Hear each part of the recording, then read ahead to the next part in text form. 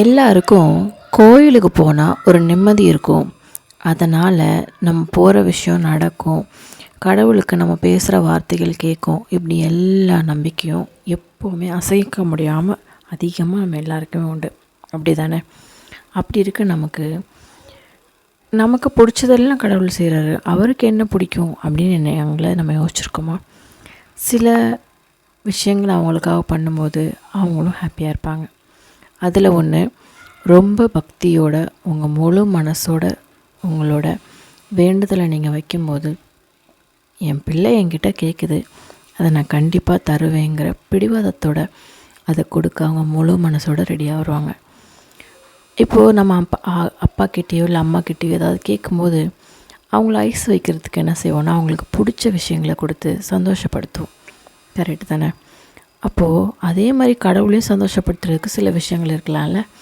அந்த மாதிரி ஒரு விஷயமாக தான் இப்போ சொல்ல போகிறேன். பூவுன்னு எடுத்துக்கோங்களேன். ஒவ்வொரு நாளைக்கு ஒவ்வொரு டாபிக் சொல்கிறேன். இன்றைக்கி நம்ம பூவை எடுத்துக்கலாம். எந்தெந்த கடவுளுக்கு என்னென்ன பூ பிடிக்கும், அந்த பூ போடுறதுனால அவங்க எவ்வளோ சந்தோஷப்படுவாங்க, அப்படி எல்லா விஷயத்தையும் பற்றி நம்ம பேசலாம். ஓகேவா? ஃபஸ்ட்டு முதல் கடவுள் விநாயகர்லேருந்து ஆரம்பிப்போம். அவருக்கு பொதுவாக அருகம்புல் பிடிக்கும்னு எல்லாருக்குமே தெரியும். அதுபோக செம்பருத்தி பூ, அந்த சிவப்பு கலர் செம்பருத்தி பூ அவருக்கு ரொம்ப பிடிக்கும். அப்புறம் சாமந்தி பூ. இந்த 3 பூவையும் அவருக்கு வச்சு நீங்கள் வேண்டும்போது அவர் ரொம்ப சந்தோஷமாக நீங்கள் கேட்ட வரத்தை இல்லைன்னு சொல்லாமல் தருவார்னு சொல்லுவாங்க. ரெண்டாவதாக சிவபெருமானோட இதை பார்த்தோன்னு வச்சுக்கோங்களேன். அவருக்கு வில்வ இலை பிடிக்கும். அது மேக்ஸிமம் லெவல் எல்லாருக்குமே தெரியும். ஏன்னா சிவன் கோயிலுக்கு போனாலே வில்வ இலை தான் விற்றுட்டே இருப்பாங்க. வில்வ இலை தான் மேக்ஸிமம் சிவன் கோயிலை சுற்றி எப்போவுமே அந்த சன்னதிக்கிட்ட இருக்கும். அதனால் வில்வ இலை அவங்க எல்லாருக்குமே தெரிஞ்ச ஒரு விஷயம். அது போக வேறு என்ன அவருக்கு பிடிக்கும்னு பார்த்தீங்கன்னா, வெள்ளை கலர் செம்பருத்தி பூ அவருக்கு ரொம்ப பிடிக்கும். அதுக்கப்புறம் தும்பை பூன்னு சொல்லுவாங்க, அந்த பூவும் அவருக்கு ரொம்ப ரொம்ப பிடிக்கும். அதுக்கப்புறம் வெள்ளை எருக்கு மேக்ஸிமம் கிராமத்து சைடில் ஈஸியாக கிடைக்கும். சிட்டி சைடுன்னு பார்த்திங்கன்னா கொஞ்சம் கஷ்டம்தான். பட் இந்த 4 பூவும் சிவபெருமானுக்கு ரொம்ப ரொம்ப பிடிச்ச பூ.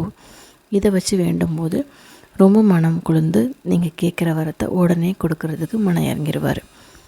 மூணாவதாக மகாலட்சுமி அம்மா. அவங்கள பொறுத்த வரைக்கும் மேக்ஸிமம் எல்லாருக்குமே தெரிஞ்சது தாமரைப்பூ. ஏன்னா அவங்க உட்காந்துருக்கிறதே ஒரு தாமரையில் தான் உட்காந்துருப்பாங்க. ஸோ அவங்களுக்கு தாமரைப்பூ ரொம்ப ரொம்ப பிடிக்கும். அது கூட சாமந்தி பூ. இதில் தாமரைப்பூ சிவப்பு கலர் தாமரைப்பூனா இன்னும் சிறப்பானதாக அவங்களுக்கு ரொம்ப பிடிக்கும். ஸோ இந்த 2 மலர்கள் அதிகபட்சமாக மகாலட்சுமி அம்மாவுக்கு சாத்தி நீங்கள் வேண்டும்போது அதுக்கான பலன் உங்களுக்கு நிச்சயமாக கிடைக்கும். அதுக்கப்புறமா பெருமாள்னு எடுத்துக்கிட்டிங்கன்னு வச்சுக்கோங்களேன். துளசி மேக்ஸிமம் வீட்டில் துளசி எல்லார் வீட்லேயும் வளர்க்க ஆசைப்படுவாங்க. அதுவும் பெருமாளை கும்பிட்றவங்க அதிகபட்சமாக துளசி அவங்க வீட்டில் வச்சுப்பாங்க. ரெண்டாவது, அவருக்கு ரொம்ப மல்லிகைப்பூ ரொம்ப வாசனை பிடிக்கும். அதே மாதிரி பாரிஜாதம் ரொம்ப பிடிக்கும். அதே மாதிரி சங்குப்பூ கேள்விப்பட்டிருப்பீங்கன்னு நினைக்கிறேன். அதில் நீல கலர் சங்குப்பூ அவருக்கு ரொம்ப ரொம்ப பிடிச்ச பூ. இந்த 4 பூவும் அவருக்கு மனசார விரும்பி நீங்கள் சாத்தி ஏதாவது ஒரு வேண்டுதல் கேட்கும்போது இல்லைன்னு சொல்லாமல் தருவாராம். அதுக்கப்புறமா சரஸ்வதி தேவி அம்மாவுக்கு பார்த்திங்கன்னா, இப்போ நம்ம மகாலட்சுமி அம்மாவுக்கு சிவப்பு கலர் தாமரை பார்த்தோம் இல்லையா? அதே மாதிரி சரஸ்வதி அம்மாவுக்கு வெள்ளை தாமரை கொடுக்கும்போது அவங்க ரொம்ப சந்தோஷப்படுவாங்களாம். ஏன்னா நீங்கள் ஆக்சுவலி எல்லா ஃபோட்டோஸ்லேயும் பார்த்துருப்பீங்க, சரஸ்வதி அம்மா வெள்ளை கலர் தாமரை பூ மேலே தான் உட்காந்து தரிசனமே கொடுப்பாங்க. ஸோ அவங்களுக்கு அது ரொம்ப ரொம்ப பிடிக்கும். அது போக மஞ்சள் ரோஜா, அப்புறம் மல்லிகைப்பூ, இது 3 பூவும் சரஸ்வதி அம்மாவுக்கு ரொம்ப ரொம்ப ரொம்ப பிடிச்ச பூ. உங்கள் குழந்தைங்க நல்லா படிக்கணும், நல்ல விஷயமா அவங்களுக்கு நடக்கணும் அப்படின்னு நிறைய விஷயங்கள் உங்களுக்கு வேண்டுதல் இருக்கும். அப்போது சரஸ்வதி அம்மாவுக்கு இதை நீங்கள் சாத்தி வேண்டும்போது நீங்கள் கேட்குற விதத்தை சந்தோஷமாக கொடுப்பாங்க.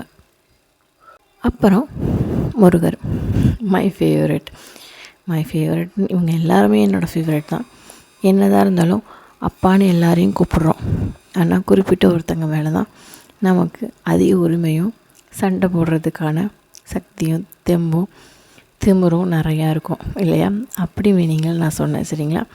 இவருக்கு ரொம்ப ரொம்ப பிடிச்ச பூன்னு பார்த்திங்கன்னா செவ்வரளி பூ வச்சு கொடுக்கும்போது அவருக்கு ரொம்ப சந்தோஷப்படுவார்.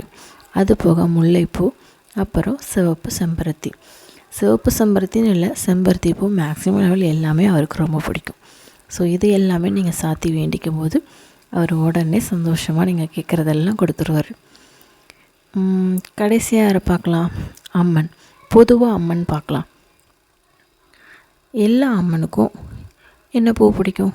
அம்மன் எடுத்துக்கிட்டாலே சிவப்பு கலரில் இருக்கிற எல்லா பூவுமே அவங்களுக்கு ரொம்ப ரொம்ப பிடிச்சமான பூ தான். ஸோ சிவப்பு நிறத்தில் இருக்க எந்த பூ வேணாலும் நீங்கள் அம்மன் கோயிலுக்கு போகும்போது சாத்தும் போது அதுக்கான பலன் உங்களுக்கு நிறையா கிடைக்கும்.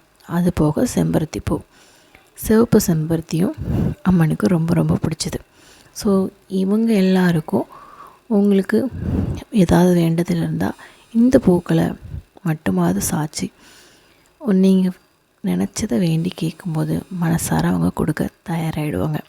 இதில் நான் ஏதாவது கடவுளை விட்டுருந்தேன்னா கமெண்டில் சொல்லுங்கள். அவங்களுக்கு என்ன பூ பிடிக்கும்னு நான் கண்டிப்பாக ரிப்ளை பண்ணுறேன்.